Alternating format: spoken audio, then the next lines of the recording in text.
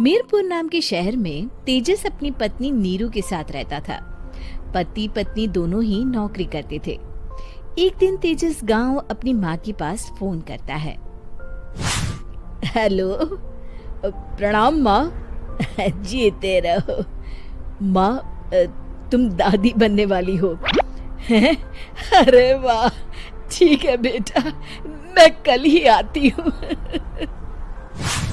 जब माँ जी शहर पहुंची तो बेटे बहू ने बहुत अच्छे से स्वागत किया। लीजिए माँ जी, चाय। अरे गर्मा गर्म पकोड़े ले आओ माँ के लिए। नीरू रसोई में गई और 2 मिनट में ही पकोड़े ले आई। जी ये लीजिए। बहू जादू से बनाए हैं क्या? अभी तो रसोई में गई थी। यम्मी। माँ जी, शीला रसोई में पकोड़े तल रही है, मैं बस लेकर आई। हे भगवान, मेरा धर्म भ्रष्ट कर दिया तूने। अब तो गंगा जल से शुद्धिकरण करना होगा। दूसरे दिन, माँ जी मैंने नाश्ता बना दिया है, ऑफिस जा रही हूँ। पर अभी तो घर का सारा काम पड़ा है। शीला आती ही होगी, झाड़ू पोछा बर्तन कपड़े वो सब कर लेगी। हमारे जमाने में घर का सारा काम हम ही करते थे।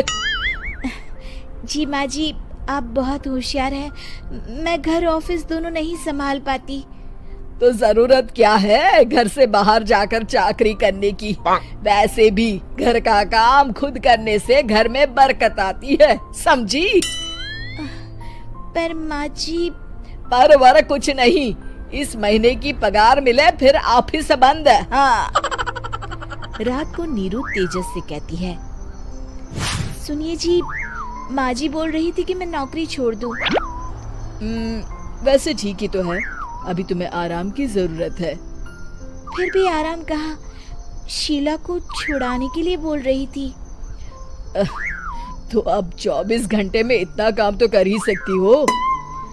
पर जॉब पसंद है मुझे, घर पर मन नहीं लगेगा। अगले दिन जब दोनों ऑफिस के लिए निकल रहे थे, मेरी तो कोई कीमत ही नहीं है इस घर में। माँ जी, आजकल महंगाई बहुत है, रहन सहन भी बदल गया है, दोनों नौकरी करते हैं तभी ठीक रहता है। अच्छा, तू कहना क्या चाहती है? मेरा बेटा तुझे बिठा के खिला नहीं सकता? तू ही इस घर का खर्च चला रही है, हैं?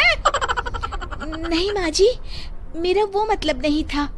मतलब खूब समझती हूँ, ये बाल धूप में सफेद नहीं किए मैंने। हाँ। अब तो ये रोज का काम हो गया था। तेजस भी रोज की झिकझिक से परेशान हो गया था। एक दिन उसने कहा, नीरू, वैसे भी तुम्हें मैटरनिटी लीव मिलने वाली है, तो अभी से ही छुट्टी ले लो। पर क्या, मेरी सैलरी अच्छी खासी है। आखिर नीरू ने रिजाइन कर दिया। जब बच्चा हुआ तो घर में सब बहुत खुश हुए। कुछ दिनों बाद तेजस फाइल देख रहा था। क्या हुआ तेजस, कुछ परेशान लग रहे हो? हाँ, वो हमारी जितनी सेविंग्स थी वो तो हॉस्पिटल में और छठी के फंक्शन में खत्म हो गई है नीरू। और अभी वैसे मंदी चल रही है तो मैं बोल रही थी कल मुन्ना को हेपेटाइटिस का टीका लगवाना है। नीरू, क्या पोस्टपोन नहीं कर सकते? नहीं जी, बिल्कुल नहीं। अब तेजस को समझ में आ रहा था कि उससे गलती हुई है।